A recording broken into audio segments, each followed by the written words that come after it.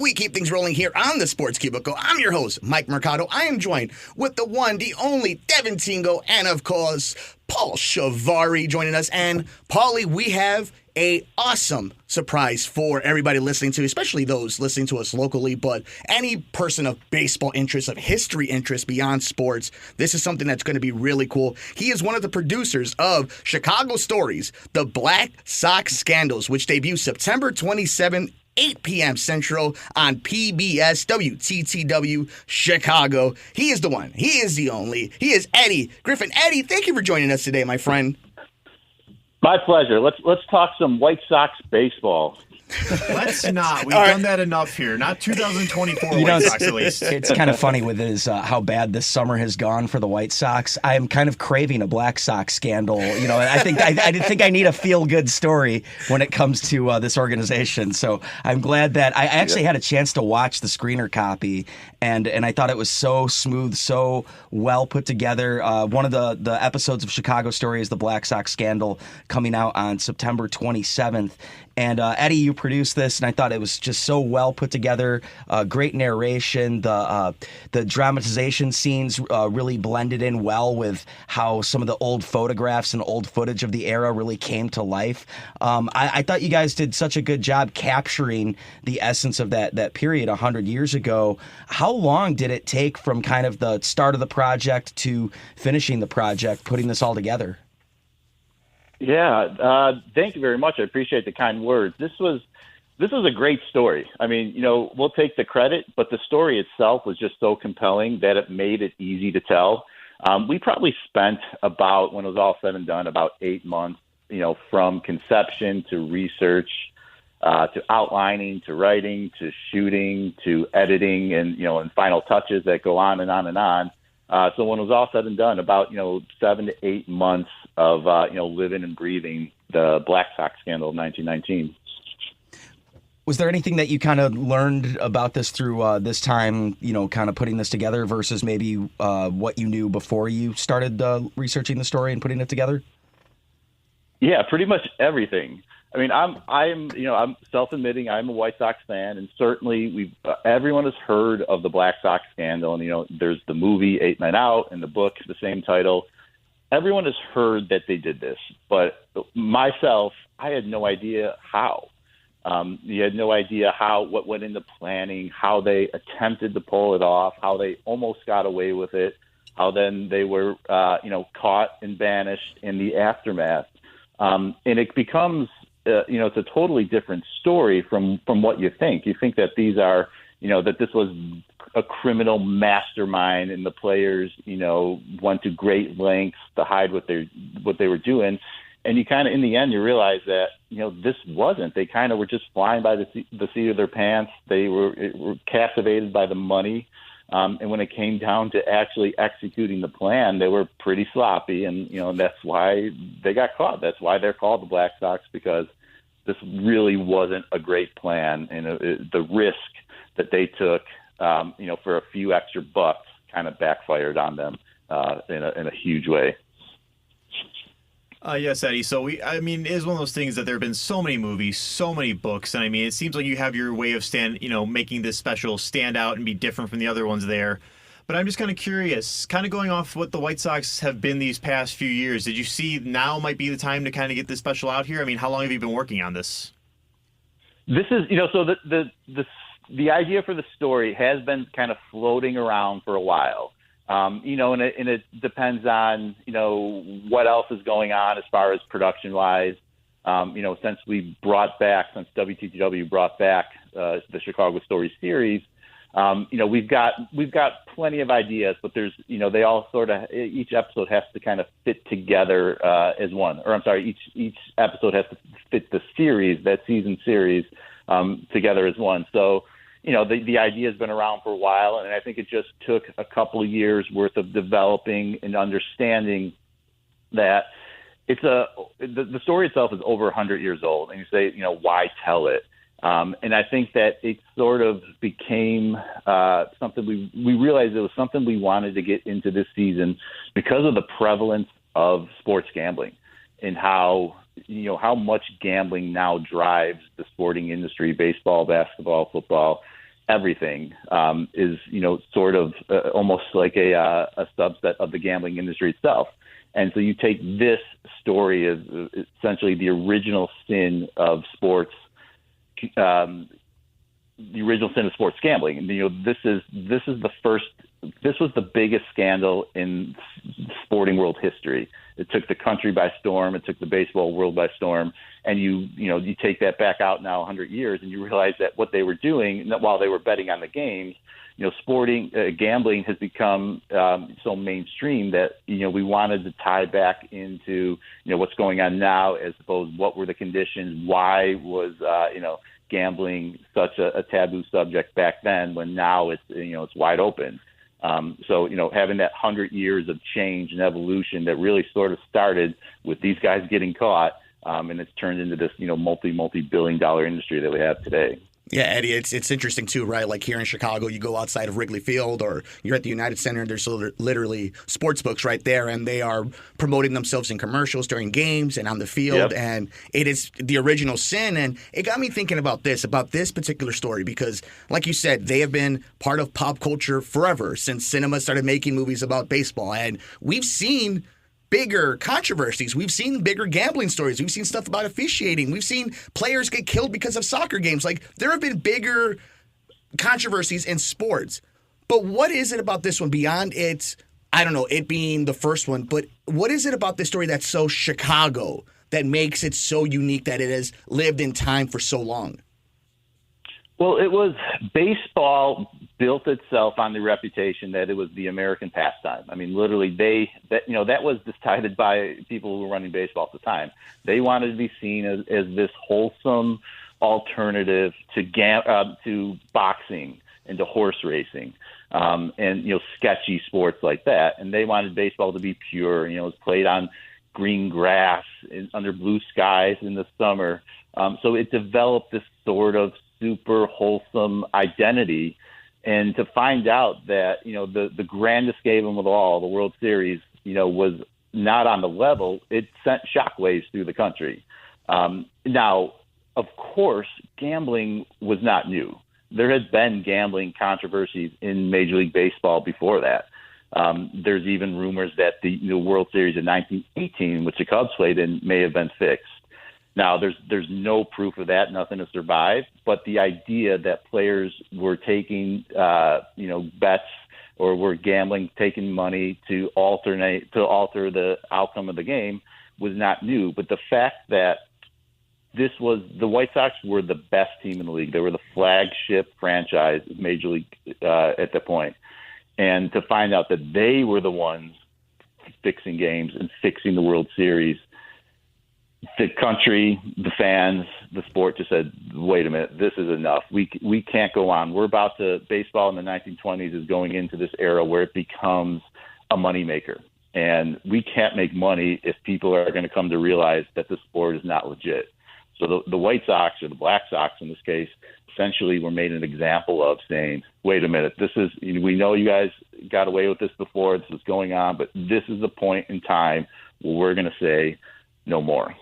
The White Sox organization, from your experience of doing this research and being a fan, but deep diving over history, how have they been about this part of their history? Because as a Cub fan, I think about all the dark moments as a Cub fan, from everything that happened to Steve Bartman and the way he was treated, to the way they haven't even brought back Sammy Sosa. And you can think about all the different controversies that have happened in all the different types of sports here and teams here in Chicago. But how have the White Sox themselves, the Reinsdorfs, the ownership before them, the fan base, how have they handled this part of their history? Have they embraced it? Have they ignored it? Is this something that you can't hide from, or is this something that you just hope nobody ever brings up? What have been your vibes about the way the organization thinks about its own history, about this moment in history?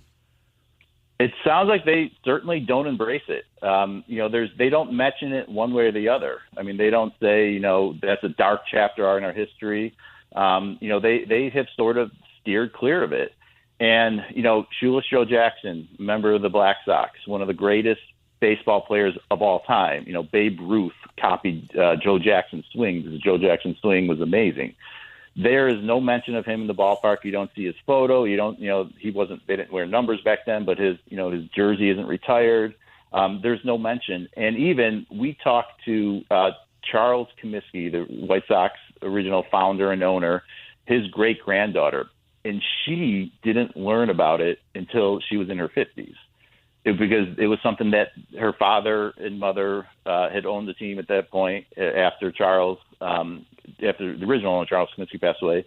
And they never talked about it. So she grew up in the White Sox, in the ballpark. She grew up in the organization, and they never knew about it because it was just never mentioned. It was such a dark moment in history that I think the club just kind of moved on from it right away.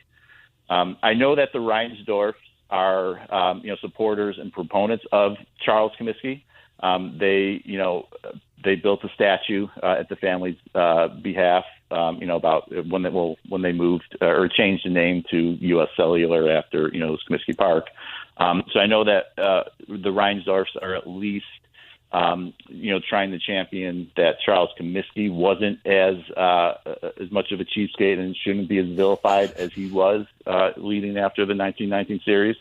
But I think for the most part, this is just kind of something that's not talked about because it's not a great moment in history. And it's, that separation of that this was wrong, that these players were wrong. I think it's just something that, everyone has wanted to move on from, over the 105 years since it happened. Now, Eddie, it's something interesting you mentioned that they never talked about because it was, 1970 when Disco Demolition happened, Paul? 1979. 79. And right before the pandemic, the White Sox had Disco Demolition Night. They gave out T-shirts. They had Steve Dahl throw the first pitch. It was great, but we all know what Disco Demolition was. They had to forfeit the game because fans stormed the field, right, Paul? Yeah. The second game was a loss. It was another moment that was pretty bad in White Sox history that they love to relive now, but why do you think they don't want to talk about the Black Sox? Or maybe should they have Black Sox night where they hand out black T-shirts? That might draw, I don't know, maybe 2,000 people to the stadium that night. Yeah, I don't know. I mean, I guess there's been enough time. You could sort of at least mention some of the players because, and that's really sort of the shame of this all too. Is we talked about Shoeless Joe Jackson. The White Sox had some really great players, and these are the first wave of stars in baseball up until that point. Their legacies are ruined now. They certainly did it to themselves. But this was a whole team. This was a great team, and that's one thing. You kind of are taken aback by that. The White Sox had won the World Series in 1917, and were favorites heading into the 1919 World Series. So this could have been, sort of like they could have been the Lakers. They could have been, the modern day Kansas City Chiefs. But they've had to divorce themselves from that part of history. So it's a shame that lives were changed, that the players' careers and the rest of their lives were changed. The White Sox, maybe we'd be looking back at that era of White Sox baseball as like, we were the original dynasty. Joining us on the Sports Cubicle, he is the writer and producer of Chicago Stories, The Black Sox Scandal, which debuts September 27th at 8 p.m. on PBS, WTTW Chicago. You know you love it. He's our friend. He is Eddie Griffin. He is talking to us about some amazing Chicago sports history, one of the biggest stories in sports history.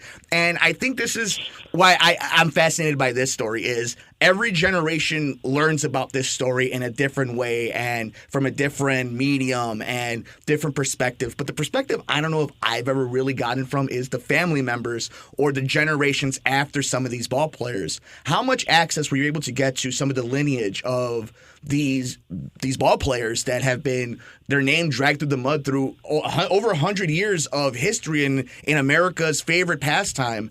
How do the family members or the descendants and great-great-great-grandchildren feel about the way that their great-great-great-grandfathers are being portrayed? Yeah, well, so we, in the show, and I got to go down to Greenville, South Carolina. That's where Shoeless Joe Jackson is from. That's where he lived out the rest of his life after the scandal broke and his career was over. They've still got the house that he and his wife lived in for about 15 years. It's now the Shoeless Joe Jackson Museum. So they never had kids. So while there's no direct descendants around, there are a handful of people still left from that town who knew him. who had met him. They were obviously young at the point. I think Joe died in 1951 or 52. So there's a couple people that remember him from when they were a kid, and just how he and his wife would sit on the porch, how they opened the liquor store in Greenville, and essentially how they sort of tried to move on after the scandal broke. And you just see that from a different point of view. That's what I'm saying about, this guy in particular, Joe Jackson, should be in the Hall of Fame.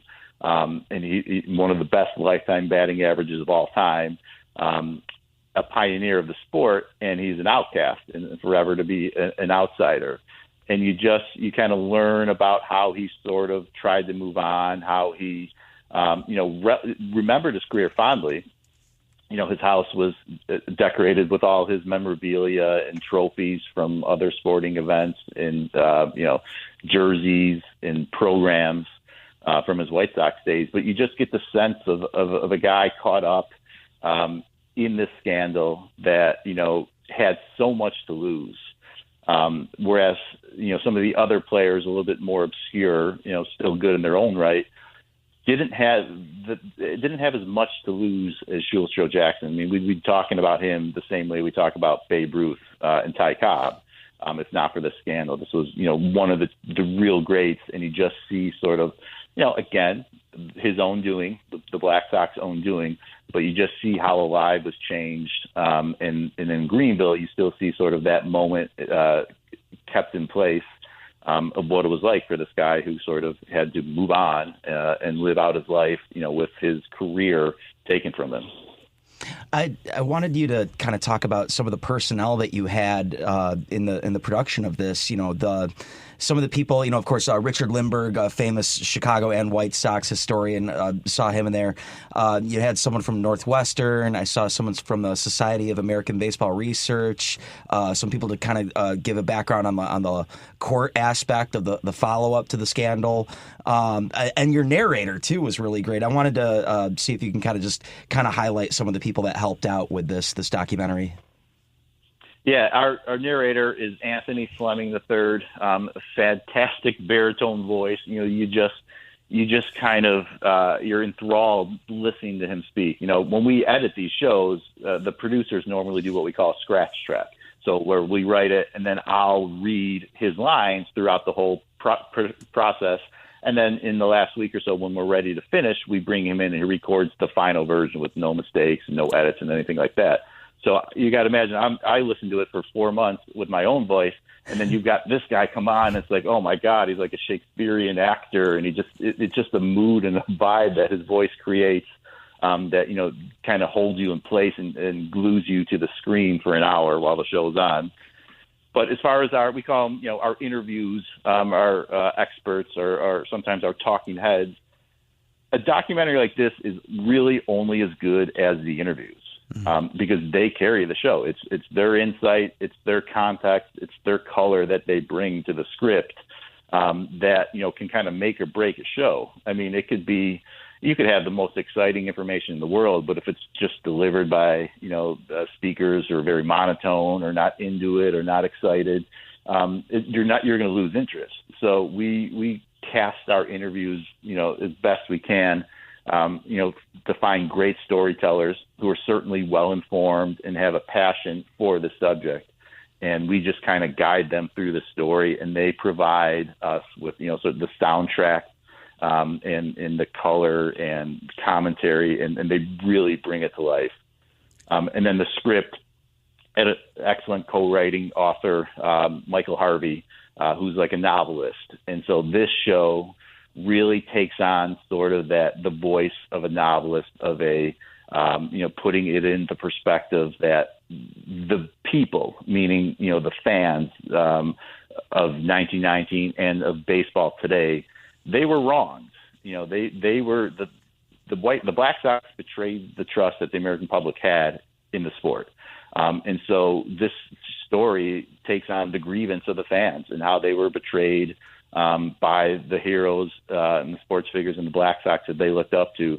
So we took that our narration voice in that direction to sort of to juxtapose this is a scandal, it's a court trial, There's an investigation. There's the aftermath. But really, at the heart of this whole story is that fans, that the game broke that trust between fans and between players in the league itself. So all those elements together is what we tried to capture and to storytell in the Black Sox scandal. Eddie, last one. So we've been talking about Shoeless Joe Jackson as kind of the avatar of the greatness that could have been this team. What I want to know is, we know that the Hall of Fame has some association with Major League Baseball. All these Hall of Fames have some association, but they're all just museums. And it's journalists, it's Baseball Writers of America, it's the historians, or as I like to call them sometimes, the gatekeepers that decide who makes it into these museums. This has long been gone. The family line is gone. Nobody's making money out of it. How can a museum not want to tell the full story of its entire sport? Right. You think you're right, because then even telling the scandal will highlight some of the good aspects that of players before and after. The whole thing about that really sort of kind of cemented it for me is that even if they wanted to, the committees that meet and vote on this sort of thing. So like once a player is out of their Hall of Fame window, I don't know if it's 5-7 years. Once they're out of that window, it's almost impossible to get them back in, even if anyone wanted to, because of how the red tape and how technical it is, and they meet. They only meet every couple of years, and they lost some time because of the COVID pandemic. So skipped a couple of years. So it's like even the process to do this, if they wanted to, is going to take forever. And I think just the further you get away from it, and really honestly, it's the less people know about the story. That no one is really going to go to bat for these guys anymore. Joe admitted to taking the money. So, I mean, that's it right there. That's period, exclamation point. He maintains he never played to lose, but I think everyone looks at it, once the thought that, there could be a compromise, you're guilty. And if it's guilty by association, you're still guilty. You took money and the Sox lost. So there's no denying that. So I think just the further that we keep getting away and away from this, the Shoeless Joe Jackson Museum has tried for years to get him back on the ballot. It's just not going to happen because it's just a difficult thing to do. And I think, they're losing that momentum to ever sort of say, hey, we know this is wrong. This was entirely wrong, but it's still part of our history. If we learn from it, then maybe it will never happen again. That sort of thing. But I think that it's just the time has just elapsed so much that, the White Sox are forever going to be a scandal, and they're outlaws. And I don't think that's going to change in Major League Baseball's mind. Chicago Stories, the Black Sox Scandals debuts September 27th, 8 p.m. Central on PBS, WTTW Chicago locally. He is a writer, producer of the Chicago Stories, the Black Sox Scandal. He is Eddie Griffin. Eddie, thank you so much for joining us today on the Sports Cubicle. This was a pleasure. Go Black Sox. We got more coming up on this edition of the Sports Cubicle. He's Devin Tingle. He's Paul Chivari. I'm Mike Mercado.